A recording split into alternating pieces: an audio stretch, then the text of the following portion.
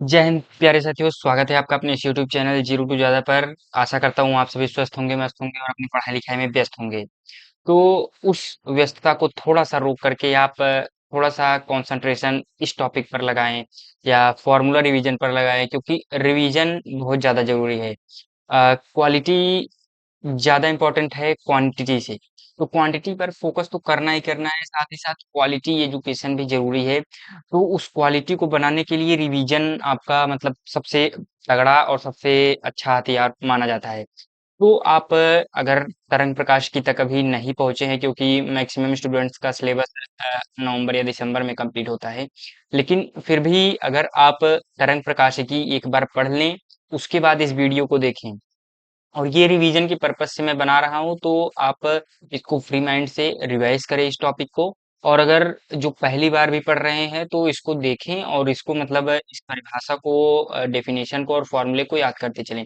ये formula revision series है, इसमें मतलब जो है आपका प्रॉपर रिवीजन होगा और इसमें फॉर्मूले के साथ साथ कुछ की पॉइंट्स भी बताए जाएंगे और हो सकता है कुछ कुछ जगहों पर जहाँ डेफिनेशन की आवश्यकता होगी वो भी आपको बताई जाएगी। तो यहाँ पे अध्याय 10, जिसका नाम क्या है, तरंग प्रकाशिकी। तरंग प्रकाशिकी। तो हम यहाँ पर तरंग के बारे में, वेव के बारे में बात करेंगे। तो वेव, देखो, प्रकाश का डुअल नेचर होता है, द्वैत प्रकृति होती है प्रकाश की। वो आप केमिस्ट्री में क्लास 11th में पढ़े भी होंगे। अगर नहीं भी पढ़े हैं तो मैं बता देता हूँ। जो है तरंग प्रकाशिकी, यानी सॉरी, प्रकाश की दो प्रकृति होती है, जो है कण प्रकृति और तरंग प्रकृति। तो हाइजेंस के सिद्धांत तरंग प्रकृति पर निर्भर है, यानी हाइजेंस का सिद्धांत कहता है तरंग प्रकृति के बारे में ही बताता है। तो हाइजेंस का सिद्धांत के द्वारा ये परिभाषा आता है, जब प्रकाश फैलता है तो वह अनुप्रस्थ काट जहां सभी कण एक ही कला में दोलन करते हैं, तरंगाग्र कहलाता है। दोलन करते हैं या एक ही कला में समान वेग से गति करते हैं, ठीक है।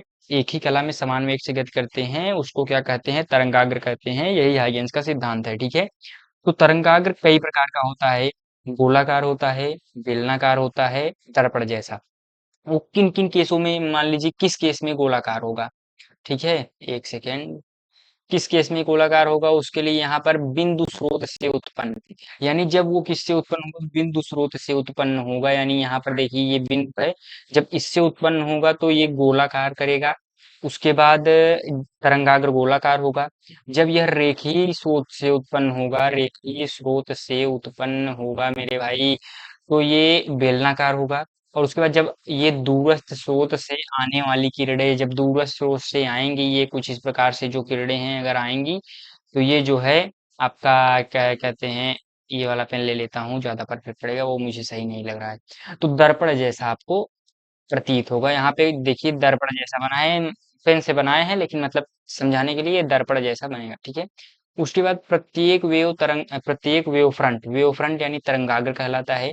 प्रत्येक वेव फ्रंट का प्रत्येक बिंदु तरंग स्रोत की तरह व्यवहार करता है, ठीक है। तरंग स्रोत यानी फिर से वो क्या हो जाएगा, तरंग स्रोत हो जाएगा, फिर उसका तरंगाग्र बनेगा, उसके बाद वो वाला तरंग स्रोत हो जाएगा। मतलब ऐसे ऐसे ऐसे ऐसे ऐसे चलता रहेगा। जैसे कि अगर हम सपोज किसी तालाब में एक पत्थर को डाल देते हैं, तो ऐसे ऐसे ऐसे ऐसे गोलाकार में क्या बनते जाता है, तरंगाग्र जैसा बनते जाता है, ऐसे ऐसे ऐसे ऐसे ऐसे वेव की तरह, ठीक है। तो वही चीज है।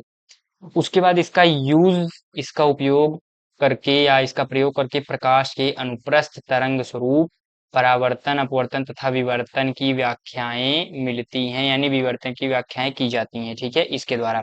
यानी इस टॉपिक को कण प्रकृति से जो बाकी के और टॉपिक्स डिस्कस किए जाते हैं, लेकिन जो तरंग प्रकृति होता है इसके द्वारा हम परावर्तन पढ़ेंगे, अपवर्तन पढ़े हमने, परावर्तन पढ़ा, अपवर्तन पढ़ा और आज भी वर्तन पढ़ने वाले हैं, ठीक है। तो उसमें अब ए नेट और उसके बाद, हाँ, अब ये तो पहला आपका हाइजेंस का सिद्धांत हो गया। अब उसके बाद हम बात करते हैं व्यतिकरण। व्यतिकरण में ए नेट, ए यानी एम्पलीट्यूड होता है और आई मतलब इंटेंसिटी। इंटेंसिटी का मतलब होता है प्रकाश की तीव्रता। तो कोहेरेंट सोर्स है, उसके लिए ओमेगा सेम रहेगा, ठीक है। यहाँ पे थोड़ा धुंधला हो गया है, तो यहाँ पे mu 1 equal to the A one sine omega t minus k x. यहाँ पे ये सोर्स 1 है, ठीक।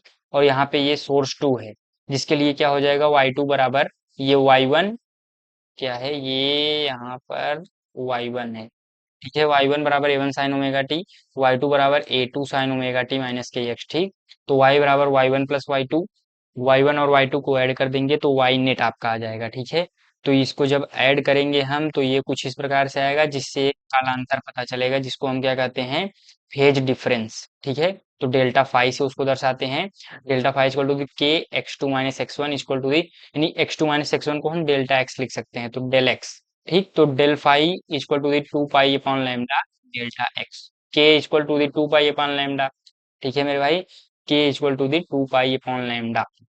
तो यहाँ पे ये कुछ इस प्रकार से फॉर्मूला आ गया, इसको याद कर लेना, ये इंपॉर्टेंट फॉर्मूला है। Delta phi by delta x equal to the two pi by lambda. ठीक, और यहाँ पे जो ए नेट है उसका क्या फार्मूला होगा, under root of A one square plus A two square plus two A one A two cos delta phi. और वही आई नेट के लिए क्या होगा, ये इंपॉर्टेंट है, ए नेट वाला नहीं याद करोगे तब भी चलेगा, ये वाला जरूर याद कर लेना। ठीक है, आई नेट बराबर I one plus I two plus two root I one I two cos phi. हाँ, इस वाले केस में अगर ए वन बराबर ए टू बराबर ए है, तब ए नेट क्या आ जाएगा, two A cos delta five by to.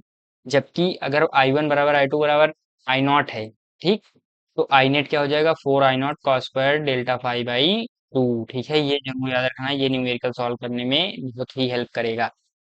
ये दोनों आपको याद करना है। उस लेफ्ट वाले को ना याद करो तब भी चलेगा, एम्पलीट्यूड वाला, लेकिन इसको जरूर याद कर लेना। अब उसके बाद डेल्टा फाई डेल्टा एक्स ए नेट आई नेट, जो ये सारी चीजें हैं, टर्म्स हैं, उसके उससे रिलेटेड यहाँ पे कुछ लिखा गया है कि ओवरऑल मैं बता देता हूँ। ए नेट क्या है, वही फिर से फॉर्मूला, आई नेट फिर से यहाँ पर लिखा हूँ। अब इंटरफेरेंस यानी व्यतिकरण पर आते हैं। व्यतिकरण दो प्रकार का होता है, एक होता है कंस्ट्रक्टिव और दूसरा होता है डिस्ट्रक्टिव, संरचनात्मक और विनाशात्मक। ठीक, तो संरचनात्मक में क्या होता है, डेल्टा फाई बराबर टू एन पाई होता है। ठीक, और इसमें विनाशात्मक डिस्ट्रक्टिव में डेल्टा फाई बराबर two n plus one pi. यानी ओवरऑल कहने का मतलब है कि ये सम संख्या के लिए है, ये विषम के लिए है। Two n plus one pi, यहाँ पे टू एन पाई।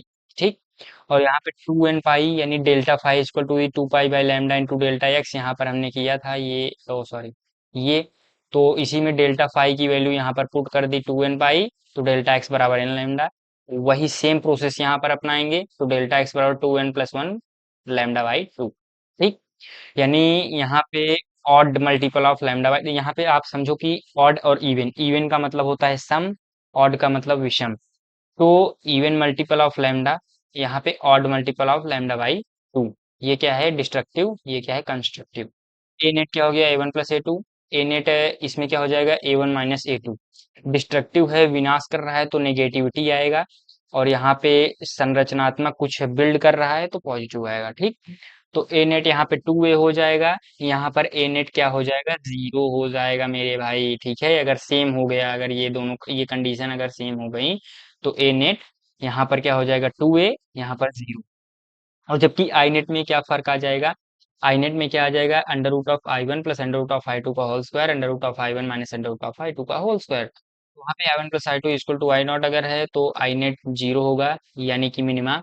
और यहाँ पर I net equal to the four I net होगा, यानी मैक्सिमा। तो कर्व इसका मतलब, ये यहाँ पे थोड़ा सा मैं कर्व मतलब उल्टा बनाया हूँ, लेकिन ये जो ये कर्व का जो मतलब लाइन है, ये एकदम सीधा रहेगा। ठीक, यानी ऊपर नीचे नहीं होगा, यानी ये भी और ऊपर आ जाएगा, ये थोड़ा सा नीचे रहेगा, तो यानी फोर आई नॉट उच्चिष्ट रहेगा और जीरो निम्निष्ठ। यहाँ पर देखिए सब पर कांस्टेंट है। ठीक है, तो फोर आई नॉट कांस्टेंट रहेगा और बाकी निम्निष्ठ पर जीरो, उच्चिष्ट के लिए फोर आई नॉट, निम्निष्ठ के लिए जीरो, यहाँ पर वही लिखा हूँ मैक्सिमम मिनिमम।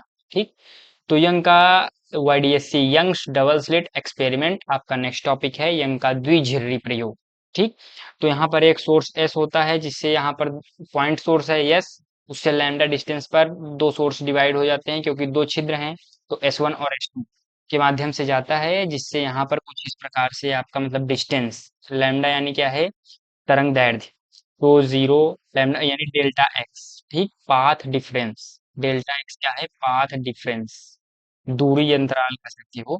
तो जीरो, लैम्डा बाई टू, फिर लैम्डा, फिर थ्री लैम्डा बाई टू, डेढ़ लैम्डा जिसको कहेंगे, दो लैम्डा, ढाई लैम्डा, फिर तीन, साढ़े तीन, साढ़े चार, ऐसे लैम्डा चलते जाएगा। ठीक, तो यहाँ पे four I not zero, four I not zero, four I not zero, ये कांस्टेंट रहेगा, उच्चिष्ट निम्निष्ठ उच्चिष्ट निम्निष्ठ। ठीक, ये स्क्रीन है, पर्दा है। ठीक, अब यहाँ पे जो भी चीजें लिखी हैं उसको देख लीजिए। Central bright fringe, bright fringe यानी ये क्या, सी यानी central bright fringe. Bright fringe का मतलब होता है दीप्त फ्रिंज, दीप। और डार्क फ्रिंज का मतलब होता है अदीप्त फ्रिंज। ठीक है मेरे भाई। तो यहाँ पे जो है पांचवें टॉपिक पर आते हैं, जो कि अच्छा टॉपिक है और इम्पोर्टेंट टॉपिक है। पेपर में डायरेक्टली क्वेश्चन आ सकते हैं कि ब्राइट फ्रिंज और डार्क फ्रिंज की दूरियां, ठीक, आपको पता होनी चाहिए। तो यहाँ पे वही, सेम वही है, द्विझिरी प्रयोग है। ये डी डिस्टेंस है पर स्क्रीन और जो स्लिट, स्लिट इसको बोलते हैं झिर्री। स्लिट और स्क्रीन के बीच की दूरी कैपिटल डी है। और ये जो सेंट्रल ब्राइट फ्रिंज है, इससे वाई डिस्टेंस पर यहाँ पर जो है सोर्स वन सोर्स टू के द्वारा प्रकाश बन रहा है। तो वाई जिसको हम पथांतर कहते हैं, पथांतर, ठीक। तो डेल्टा एक्स बराबर y small d by capital d. तो यहाँ पे वाई एन क्या हो जाएगा, n lambda capital d by small d. ठीक। यहाँ पे डेल्टा एक्स बराबर एन लैम्डा, तो y n d upon d capital d equal to the n lambda.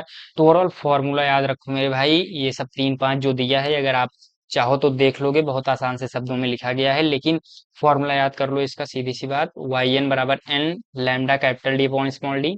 ये स्मॉल डी यानी यहाँ पे कैपिटल डी मत लिख देना, ऊपर कैपिटल डी रहेगा, capital d in the sense जो है स्लिट और आपके पर्दे के बीच की दूरी। ठीक है। और जो स्मॉल डी है, ये आपकी जो है इसके इसके बीच की दूरी, यानी स्लिट, दो स्लिटों के बीच की दूरी, स्मॉल डी। ठीक। यहाँ पे क्या हो जाएगा, ये कंस्ट्रक्टिव यानी दीप्त फ्रिंज के लिए है ब्राइट फ्रिंज, यहाँ पे ये डार्क फ्रिंज के लिए है 2n-1 lambda capital d upon small d. ठीक। उसके बाद फ्रिंज की चौड़ाई और कोणीय फ्रिंज की चौड़ाई दोनों आपको पता होना चाहिए। तो यहाँ पे फ्रिंज की चौड़ाई की परिभाषा क्या है, दो क्रमागत दीप्त फ्रिंजों अथवा अदीप्त फ्रिंजों के बीच की दूरी को फ्रिंज की चौड़ाई कहते हैं, यानी बीटा। जिस बीटा से दर्शाते हैं फ्रिंज की चौड़ाई को, जिसको कहते हैं फ्रिंज विड्थ। ठीक। यानी दो क्रमागत जो है ब्राइट फ्रिंज या दो क्रमागत डार्क फ्रिंज के बीच की दूरी, तो बीटा को लैम्डा डी बाई डी से दर्शाते हैं। तो और बीटा थीटा जब रहेगा तो लैम्डा बाई डी। ठीक। एंगल वाले में होगा, यानी कोणीय फ्रिंज की चौड़ाई, कोणीय फ्रिंज की चौड़ाई क्या हो जाएगा मेरे भाई, ये फॉर्मूला। और जो फ्रिंज की चौड़ाई क्या हो जाएगा, ये फॉर्मूला। ठीक। ठीक है। तो अब उसके बाद नेक्स्ट टॉपिक पर चलते हैं, इसको पहले थोड़ा सा इरेज कर दूं मैं। तो यहाँ पे मतलब ओवरऑल मेरे समझाने का यही मतलब था। ठीक है। इसको मैं मिटा देता हूँ, उसके बाद आगे चलते हैं। खाट खाट।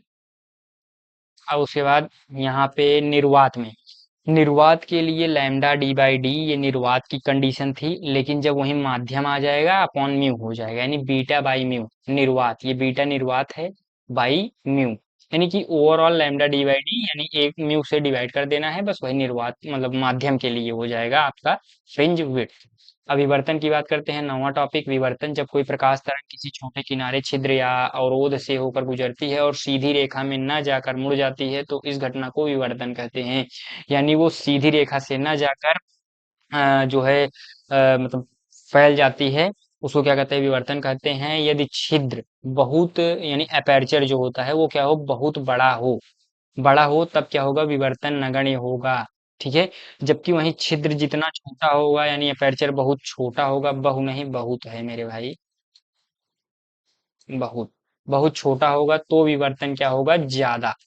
जितना छोटा छिद्र होगा, अब जैसे आप कभी देखते होंगे कि जैसे किसी दीवार में से छेद होता है और उसमें से प्रकाश की किरण जब आती है, तो जब उसकी आप मतलब जहां पर वो जिस जगह पर बनेगा, उसका मतलब जैसे जमीन पर जब पड़ता है, उस छिद्र से जब आता है प्रकाश, तो देखिए आप देखना कि उस छिद्र से बड़ा प्रकाश बनेगा, यानी इतना, अब जैसे इतना छोटा सा छिद्र है तो इतना बड़ा प्रकाश का वो गोला बनेगा। ठीक है। आप इसको देख सकते हैं, अगर जैसे किसी घर रोड में जैसे थोड़ा सा जैसे है छिद्र उद्र, तो आप देख सकते हैं। उसके बाद एकल झिर्री प्रयोग। ठीक। एकल झिर्री प्रयोग पर आते हैं। तो यहाँ पे ये आई नॉट है, ये एफ डिस्टेंस पर, यानी ये एक लेंस जैसा लेंस ही लगा हुआ है कह सकते हो। ये क्या है, बी यानी स्लिट विड्थ। ठीक। एकल झिर्री प्रयोग में मैंने बी को स्लिट की चौड़ाई माना है मेरे भाई, तो बी को माना है। ये जो है आपको याद करना नहीं है, ये थोड़ा सा मेंस लेवल, एडवांस लेवल का चीज हो गया। तो आपको केवल इतना याद रखना है, यहाँ पर थीटा बराबर एन लैम्डा बाई बी और साइन थीटा बराबर एन लैम्डा बाई बी। तो साइन थीटा, अगर थीटा बहुत छोटा होता है तो साइन थीटा क्या बदल जाता है, थीटा बदल जाता है। और कॉस थीटा भी क्या हो जाता है, थीटा वन हो जाता है। ठीक। तो यहाँ स्मॉल एंगल के लिए theta equal to the n lambda by b, यानी थीटा का मान बहुत छोटा है। ठीक, तो आपको केवल ये याद करना है। ठीक है मेरे भाई। उसके बाद 11वें टॉपिक पर चलते हैं, केंद्रीय उच्चिष्ट की चौड़ाई, बी सेंट्रल मैक्सिमा। ठीक, केंद्रीय उच्चिष्ट की चौड़ाई क्या हो जाएगी, 2 लैम्डा कैपिटल डी बाई ए। इसका जो डिस्टेंस क्या है, ये ए डिस्टेंस है। ठीक, ये केंद्रीय उच्चिष्ट जब एकल झिर्री वाले में क्या होता है कि मतलब जो है इंटेंसिटी क्या होता है, कांस्टेंट नहीं रहता, मतलब घटता जाता है, इससे छोटा होता होता होता होता और छोटा और छोटा और छोटा छोटा होता चला जाएगा। ठीक, और यहाँ पे जो कोणीय चौड़ाई होगी वो थीटा बराबर 2 लैम्डा बाई ए। इस टॉपिक को मैं एक मतलब सेपरेट वीडियो में इसका मतलब विस्तृत वर्णन करूंगा, क्योंकि ये सिलेबस में जो है कह सकते हैं कि एकदम मतलब सेपरेट रूप में इसका मतलब वर्णन किया गया है, मतलब बताया गया है। केंद्रीय उच्चिष्ट की चौड़ाई भी आपको पढ़नी है, तो चैप्टर का नाम भी दिया है, साथ ही साथ ये भी दिया है, तो यानी ये इंपॉर्टेंट टॉपिक है, ये बोर्ड एग्जाम में निश्चित रूप से आएगा। तो इसको मैं अच्छे से डिस्कस करूंगा एक वीडियो में, डेरिवेशन के साथ और समझाने के साथ, ग्राफ के भी साथ भी इसको डिस्कस किया जाएगा, चित्र और ग्राफ दोनों के साथ। ठीक है, तो अभी आप इस फॉर्मूले को अवश्य याद कर लें, 2 लैम्डा कैपिटल डी बाई ए। ठीक मेरे भाई। उसके बाद क्या है, प्रकाश का ध्रुवण, 13वां टॉपिक। प्रकाश का ध्रुवण, जब प्रकाश तरंग की कंपन यानी वाइब्रेशन, वाइब मैं लिख दिया हूँ, वाइब्रेशन आप समझ लेना। तो जब प्रकाश की जो जो प्रकाश तरंग की कंपन होती है को केवल एक ही समतल यानी प्लेन में सीमित कर दी जाती है, तो उसे प्रकाश का ध्रुवण कहते हैं। तो ये क्या है, अध्रुवित प्रकाश है। ठीक है, अध्रुवित प्रकाश, सपोज जैसे मैंने यहाँ पर 3 पेन लिया, तो ये अध्रुवित प्रकाश कुछ इस प्रकार से होगी। ठीक है, तो यानी 3D एनिमेशन में ये एक प्लेन हो गया ये। ठीक है, जब अगर एक पोलराइजर से जब गुजारी जाएगी तो ये कुछ इस प्रकार से हो जाएगा, यानी 2 प्लेन में, मतलब एक प्लेन में। ठीक, जब और एक पोलराइजर से गुजारी जाएगी तो ये कुछ इस प्रकार से हो जाएगी। और अगर जब यहाँ पे देखिए, सबसे पहले मैं आपको समझा देता हूँ, ये समझ लीजिए कि ये 3 प्लेन है, कौन सा कंडीशन है, ये पहला वाला कंडीशन, अध्रुवित प्रकाश। ठीक, उसके बाद दूसरे कंडीशन में क्या हो जाएगा, ये मैं निकाल देता हूँ, sorry sorry sorry sorry sorry, एक सेकंड इससे। तो ये दूसरे वाले कंडीशन में कुछ इस तरीके से हो जाएगा, यानी ये डॉट हो गया यहाँ पर, और ये क्या हो गया, ये एक मतलब पेन हो गया। ठीक, उसके बाद जब एक बार और इससे गुजारा जाएगा तो ये क्या हो जाएगा, कुछ इस तरीके से। और अगर आप ये डॉट वाला चाहते हैं तो आपकी तरफ ये डॉट। ठीक, ये एक तरीके से। ठीक है, अब इसमें तो फाड़ करके दिखा नहीं सकते कि मतलब ऐसे आपको पता चले 3D में, लेकिन वहां पे डॉट की वजह से आपको दिख रहा है कि मतलब पीछे की तरफ, यानी इस तरीके से कुछ है। ठीक, ये ठीक है मेरे भाई। तो यहाँ पे कुछ अनपोलराइज्ड है, यानी ये 2D प्लेन में है, यानी कुछ इस तरीके से दिया गया है। और जब पोलराइज हो जाएगा तो ये इस तरीके से हो जाएगा मेरे भाई, यानी ये अध्रुवित है तो यहाँ पर ध्रुवित हो गया। ये क्या है, पोलराइजर है, यही आपको क्या कर देता है, पोलराइज कर देता है। अगर 3D में है तो 2D में ले आएगा, 2D में है तो 1D में लेकर के आएगा मेरे भाई। उसके बाद 14वां टॉपिक, मेलस का नियम, उसके बाद ब्रूस्टर का नियम। ये इन मैंने एक चीज देखा कि ये जो न्यू एनसीईआरटी में भी नहीं दिया गया है, इसके बारे में जिक्र नहीं किया गया है, और सिलेबस में भी मेलस का नियम और ब्रूस्टर का नियम मैंने नहीं देखा। तो आप इसको पढ़ लीजिए, हो सकता है एग्जाम में आ जाए, लेकिन मुझे लगता है कि एग्जाम में नहीं आएगा। मैं अभी इसमें श्योर नहीं हूँ कि आएगा कि नहीं आएगा, लेकिन अभी इस पर डिस्कस कर लूंगा तो आपको बता दूंगा। लेकिन अभी आप जान लीजिए, इसको पढ़ लीजिए, क्योंकि पढ़ते रहेंगे तो कोई नुकसान तो करेगा नहीं। तो 2 मिनट की बात है, पढ़ लीजिए, छोटा सा बस इतना सा ही पढ़ना है, ये दोनों टॉपिक। ठीक, और और इसमें इतना लिख दिया हूँ, अगर आप बुक से पढ़ना चाहें तो कोई आवश्यकता नहीं है, इसमें कुछ इस तरीके से मैंने लिख दिया है कि मतलब ये कंप्लीट है, मेलस का नियम और ब्रूस्टर का नियम। ठीक है, ये फॉर्मूला नहीं समझ लीजिए, थ्योरी भी साथ ही साथ कवर हो जा रही है। तो यहाँ पे मैं बोल दे रहा हूँ, मेलस का नियम, यदि पूर्णतः ध्रुवित प्रकाश को जब एक विश्लेषक पर डाला जाता है, यानी एनालाइजर, ये विश्लेषक है, तो उस पर जब डाला जाता है तो विश्लेषक की ध्रुवण धुरी के बीच कोण कोण जो है थीटा हो। ठीक, तो विश्लेषक से निकलने वाले प्रकाश की तीव्रता निम्नवत होती है। तो यानी कि मेलस का नियम केवल इतना कहता है कि आई बराबर आई नॉट कॉस स्क्वायर थीटा, यानी जब ये पोलराइड है, पोलराइड जब आई नॉट है, यहाँ से जब निकलेगा तो जो पोलराइज्ड पोलराइड होगा तो वो क्या हो जाएगा, ए बराबर ए नॉट कॉस थीटा, इन ये एम्पलीट्यूड है, और ये क्या है, इंटेंसिटी, आई बराबर आई नॉट कॉस स्क्वायर थीटा। ठीक, अब ब्रूस्टर के नियम पर आते हैं। ब्रूस्टर का नियम क्या कहता है कि जब अध्रुवित प्रकाश किसी पारदर्शी माध्यम की सतह पर आपतित होती है, ये पारदर्शी माध्यम है। ठीक, यहाँ पर ये एयर वाला माध्यम है, ये म्यू यानी कोई दूसरा सघन माध्यम है। ठीक है, सघन या विरल जो भी हो, तो सघन माध्यम है, क्योंकि यहाँ पर देखिए जो थीटा भी ज्यादा है ये स्मॉल आर से। तो यहाँ पे जो रिफ्रैक्टिव इंडेक्स है, अब उसके बाद उसको छोड़ते हैं, पहले यहाँ पे डेफिनेशन पे आते हैं, क्या है, की माध्यम की सतह पर आपतित होती है, ये अध्रुवित प्रकाश माध्यम की सतह पर आपतित हुई। उसके बाद क्या है, और परावर्तन व अपवर्तन की किरणों के बीच का कोण 90 डिग्री होता है। तो ये क्या हो गया, परावर्तित हो गई, ये क्या हो गया, अपवर्तित हो गए प्रकाश किरण, ठीक। तो इनके बीच का जो एंगल है क्या है, 90 डिग्री है, ये वाला एंगल, ठीक। ये वाला एंगल 90 डिग्री है। उसके बाद तब परावर्तित किरण पूर्णतः ध्रुवित होती है, यानी ये जो परावर्तित किरण है पूर्णतः ध्रुवित है, लेकिन ये क्या है, पूर्णतः ध्रुवित नहीं है। कभी इसमें दोनों दिखाई दे रहे हैं आपको, कभी केवल एक दिखाई दे रहा है, कभी इस तरीके से तो कभी इस तरीके से। लेकिन इस वाले में केवल और केवल एक ही डायरेक्शन है, ये वाला डायरेक्शन, ठीक। तो उसको क्या कहते हैं, पूर्णतः ध्रुवित, जिसमें मतलब केवल एक ही डायरेक्शन में जाए पोलराइजर, या तो ऐसे या तो ऐसे।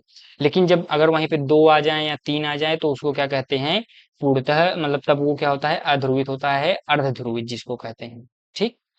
अब इस विशेष आपतन कोण को ब्रूस्टर कोण कहते हैं, इस थीटा बी यानी ब्रूस्टर एंगल, ठीक। ब्रूस्टर कोण थीटा बी, ठीक है।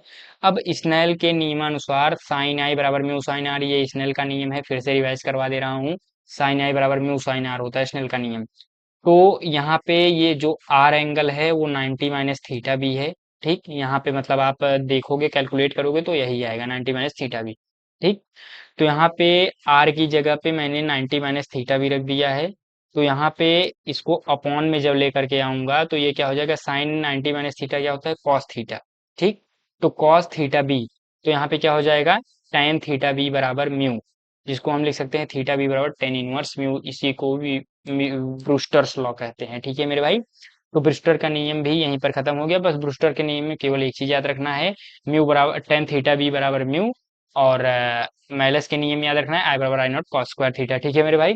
तो यहाँ पर दो ही मतलब हो सकता है ये दोनों टॉपिक आपके बोर्ड एग्जाम में हो, और हो सकता है कि नहीं भी हो, ठीक है। तो आप देख लीजिएगा, अगर होंगे तो इसको इतना जो है, आप एक सेकेंड स्क्रीनशॉट ले लीजिएगा इसका, ठीक है मेरे भाई, एक सेकेंड, हाँ। इसका आप स्क्रीनशॉट ले लीजिए और इसको याद कर लीजिए, अगर आपके बोर्ड एग्जाम में है, ठीक है। अगर दूसरे बोर्ड वाले भी देख रहे हैं तो भी आप ये देख सकते हैं, क्योंकि एनसीईआरटी बहुत बहुत सारे बिहार बोर्ड में भी चलता है, राजस्थान बोर्ड में भी, तो आप देख सकते हैं। तो ये मैलस का नियम, ब्रूस्टर का नियम अगर आपके बोर्ड एग्जाम में है तो आप इसको पढ़ लीजिए, अगर नहीं है तो छोड़ दीजिए दूसरे कुछ टॉपिक पर, बाकी के 13 टॉपिक को आप पढ़ लीजिए, ठीक है मेरे भाई।